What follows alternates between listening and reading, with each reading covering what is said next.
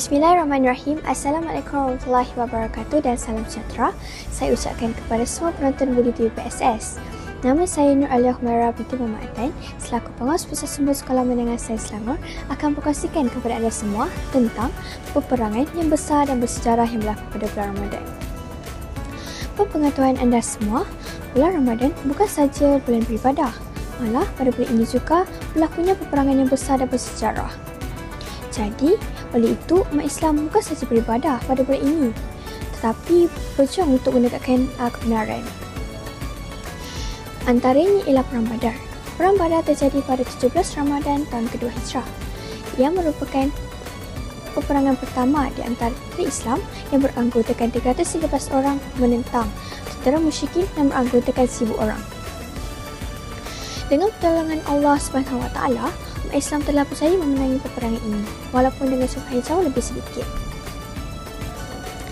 Yang seterusnya ialah penaklukan Kota Mekah.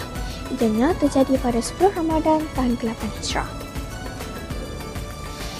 Ianya merupakan momen penting dalam sejarah Islam di mana Rasulullah SAW telah berjaya memasuki Kota Mekah tanpa berlakunya pertumpahan darah yang besar.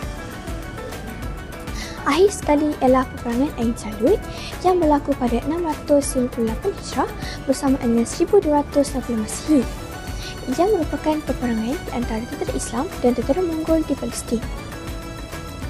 Dengan izin Allah SWT, umat Islam telah berjaya memenangi peperangan ini dan berjaya menghentikan kemarahan tentera Mongol yang sebelumnya telah menghancurkan Mawat.